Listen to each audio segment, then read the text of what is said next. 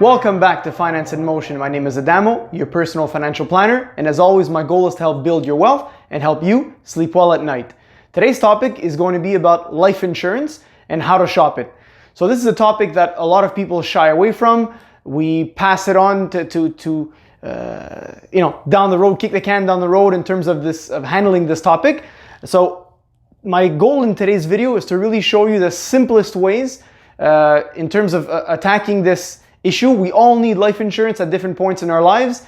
There's key components and a simple way to go through this process where you avoid some of the pitfalls, you get it done, and then you move on with your life. So as always, my videos are set up as issues, action, and results. So I'll get to the action and results later in this video. So the main issues with life insurance are as follows. So the types of life insurance. So I read up on online, I see ads on television, I hear it from my friends and family. There's all kinds of different types of life insurance. If we get overwhelmed with the different types and we don't really want to search on our own, we tend to just avoid it and not handle it at all. So it's important to demystify the different types of insurance that are out there. I'll go through that in the action part of the video. So avoiding getting sold. This is probably one of the bigger parts that I find very, very important when it comes to life insurance. There's a stigma in the industry and in the product of life insurance that it's filled with people who want to sell you products and make commissions. Yes, there are bad apples in every industry, of course, but the key here is an insurance should meet a need. It should meet a goal. It should protect something you want to protect. And I'll get into that in the action part. If you're just buying it for the sake of buying it, you're probably being sold. So key difference between getting advice for a life insurance product that's meeting a goal and a need versus just buying it for the sake of buying it, which is more often than not a sale. The third point is the amount needed. So you often hear people wanting 500,000, a million, so on and so forth. Fill in the gaps as you will. The important thing is to really sit down with a professional and look at what gap do I have? What need do I have? What amount do I need? For example, a mortgage. I want to cover a mortgage of 250,000. Well, that's an amount that I would get in terms of coverage. So the key is to really understand what the needs are and then quantify them so that you don't overbuy insurance or underbuy and then leave yourself exposed. Okay? This point here is again very, very important, the budget. So we can look at any type of product of insurance, any capital, any amount we want. The key at the end of the day, what we feel on a daily basis, is the budget. The importance of sitting down with a financial planner or an insurance broker is that in looking at the types, not getting sold, looking at the need, all of these are very, very important. But if they hamper your budget and if they take away money from debt repayment, from saving for long term, from emergency funds, sometimes also for variable expenses that are important to you, like a vacation, then most likely you will be negative. You will have negative feelings towards the insurance policy and you may down the line cancel it or you may want to reduce it. The idea is that if we look at the budget and make sure that all of these points are covered, that the insurance is something that doesn't give you a negative feeling in your month-to-month budget. Okay? So the budget, very, very important to look at. The other 2 points are the age. So rule of thumb, the younger we are, the cheaper the insurance is, obviously because the lower the risk of passing away. So insurance for kids, for example, to set them up for the long term, very good strategy because they're very small. Young adults, if you're looking at getting insurance, every year you wait, it gets more expensive. So by and large, rule of thumb, the younger you are, the cheaper it is. Of course, it's always based on the points above in terms of if you go ahead with a policy or not. The last point for me, I put it at the end because I wanted to stress it. It's who to trust. Insurance, especially life insurance, it's something you put in place and you tend to forget after a while. But for me, it invokes a big need in terms of trust. So who am I speaking to about the different types to make sure I don't get sold, the amount that I need, the budget I can afford? It's a strategy that will be there to protect my family, to protect myself. So trust is really, really important when it comes to buying such a product. So make sure that you sit down with a professional. If you don't have one, ask family and friends if they have a referral of somebody that they trust, with whom they went through the experience and enjoyed the experience, and that all of these things were looked at before purchasing a product. So again, trust, very, very important in the life insurance process.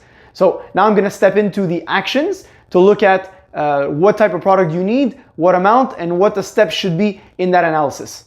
So in the action section, this is the main decision-making diagram to understanding what type of life insurance you need. If anybody wants a digital or physical copy of this visual, I could send that to you. So just email me. My email is in the description of the video. So it's adamo@finm.ca. The key is that if you follow this decision matrix, as we call it, you'll know exactly which type of product to go into and then what to do at that point, okay? So I'll go through each side. Follow along with me. You'll see that it's fairly, fairly simple, okay? So the first question you have to ask yourself is, do I need insurance? So maybe, maybe not. I'm not sure. So then I need to go to the next step. So do I need insurance? Let's go this way. So I want insurance. So therefore, yes, I do need it because I want it. If it had been no, then you just stop, obviously. So I want it. So yes, I need insurance. Now, you continue along that path. What's the next thing you have to ask yourself? Well, if I want insurance, well, what amount do I want? That's your next question. What dollar budget can I associate or attribute to this coverage?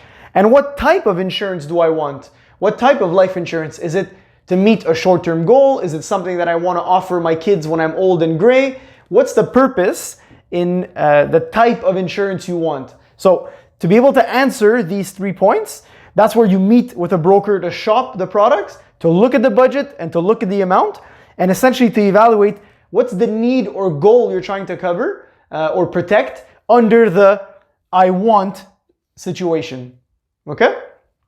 Now let's go towards the right. Again, do I need insurance? Perhaps I need it. So, okay, what does that mean that I need it? So let's evaluate what the potential needs are in order to establish the need for insurance. So there's 2 major needs that exist for life insurance. Temporary needs, ones that will exist in the near future, but then eventually will go away. I'll go through the examples. And then permanent, so perm for short, so permanent needs, a need that will exist throughout my entire life. Therefore, I need to protect it throughout my entire life. Okay? So let's continue down the needs chart on the temporary side. Well, what are some temporary needs that exist in life insurance? Well, a mortgage, 20 years, 25 years, 30 years. So that's a temporary need because once the 20 years is up, 25 years is up, I will no longer have the need to cover a mortgage. Therefore, I no longer need that coverage. Okay? Loss of income for kids. This is a big one. This is one that most people will forget. This means that if you have minor kids that are, for example, 10 years old, if you passed away, there would be a missed or lost income, so your salary, to help raise those kids until they're adults. So you can actually run a calculation to say, well, I need 15 years worth of my salary annually to replicate the lost income to raise my children. And that can be purchased in your insurance policy. Okay? So mortgages, loss of income for minor kids.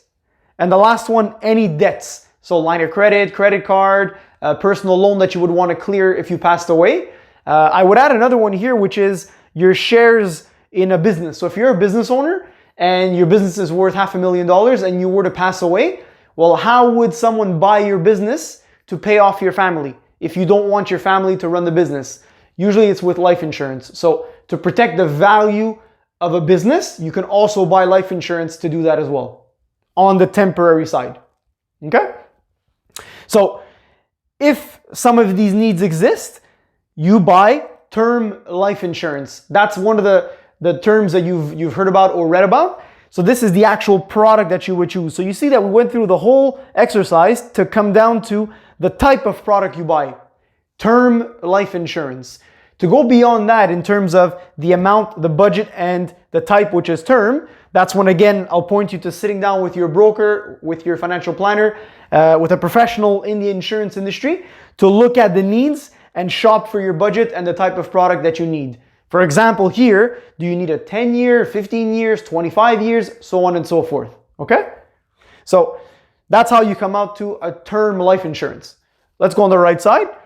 What are some permanent needs that I might need? Well, capital gains at death. So if you have a revenue property and you pass away, well, at death, there would be some capital gains to pay.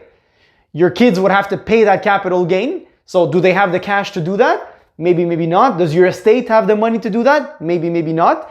So that's a permanent need, because way out in the future, if you pass away, that capital gain will need to be paid to the government. So life insurance can actually pay for that amount of money that's needed, okay?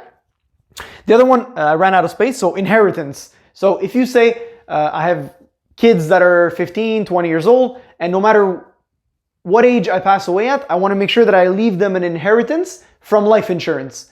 That would be a permanent need, because you always have that need throughout your life, okay?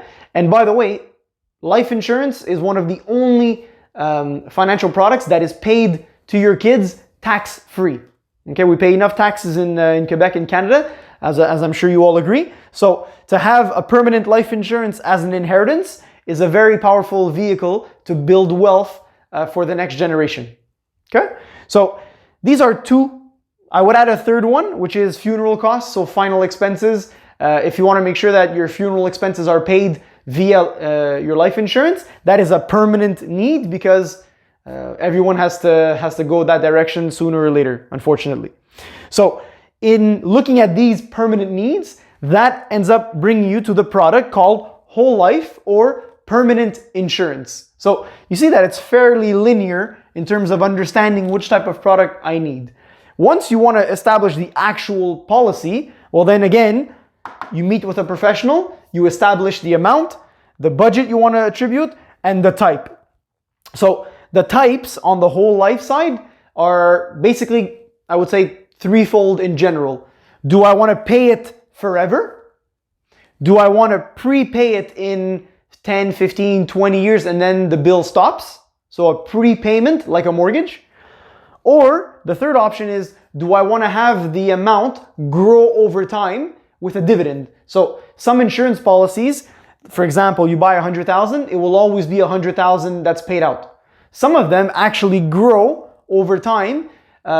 Why? The insurance company adds a dividend, so they pay into the policy and it grows over time. So that's an example of a great strategy for buying insurance for kids, because they have so much time in front of them that the amount that you purchased grows tremendously over time. Okay? So that's basically the visual diagram and how to determine what type and how much life insurance I should look at purchasing. So in the results section of the insurance video, how do you shop for insurance? Essentially, the results overall are the steps that you would take are to use the decision tree that I just went through, or the decision matrix, go through the left and the right side, arrive at the type of product and need that you have. So that will be the first step in determining the type of coverage and the type of product you need. The second point would be establish your needs. Once you go through that matrix and you arrive at the bottom, determine the needs that you have. So like I said before, if it's a mortgage, I need temporary or term insurance. How long is my mortgage? It's 25 years. Therefore, I probably will need a 25-year mortgage. How much? If it's 250,000, for example, well, therefore, I'm going to protect with 250,000, so on and so forth. So that's how you establish your needs. You can look at this alone before meeting with a professional, just to get an idea of your overall needs and what you think you need. And then the third point would be to meet with a broker. So in meeting with a broker, the key thing I would suggest is make sure that it's someone that's trustworthy, that's been referred to you by somebody that you trust. The next point is that the broker needs to shop the market. So make sure that if they're a true broker, that they show you all the companies with whom they work. Sometimes you'll see brokers in various industries work with like a top 3 list. Make sure that they show you the entire market, and then you select the insurer that meets your needs based on price, type of product, company, trust, etc., etc. But make sure that you have the entire market at your disposal. That's a key point. And the last point is that, remember that why I always suggest to work with a broker is that they do not get paid until you reach a final choice, until your policy is approved, until you, the client, are satisfied with your selection, your solution, and the product that you purchased. Until that process is finalized, the broker does not earn any remuneration, no commission, okay? So they are giving you their time in exchange for your trust that you will go down the path with them and arrive at the proper destination and the proper product that meets your needs, okay? I put in closing a few little notes on just a quick, the difference between term and perm or whole life insurance. So very, very simply, to give you an idea before you sit down with a broker, term insurance, remember in the decision matrix, the temporary term insurance. What's an advantage? It's much cheaper today than whole life. So it doesn't cost a lot when you take it initially. The downside is that if you need it to renew, let's say for example, you take a 20-year term, it'll be cheap today. But if you need it for another 20 years thereafter, the price jumps by 5 to 8 times. So cheap today, expensive later. So if it's a term need and you don't need it after the first 20 years, for example, well, you just cancel it and it met your need, okay? So cheap today, expensive later. Whole life, what are some key characteristics of whole life insurance? The price does not increase. There is no expensive tomorrow. It's one price forever, okay? Or one price if you prepay it in 20 years, for example. The price will never jump, okay? Also, the second point is that you build value within the policy. So if ever you cancel it, you can recuperate some of the money that you paid into the policy, whereas here you cannot, okay? The downside is that, of course, it is more expensive today than the term insurance would be, okay? So I hope this gave you an overall view of how to determine the different types of life insurance products that are out there, how to determine your needs, what's important to you. Make sure that you go through the decision tree. If ever you want a copy, let me know, as I said. And make sure that you eventually sit with a broker because they will shop the entire market for you and you, the client, are at the center of that experience. So that's the key thing that I want to leave you with today. And as always, have a great day.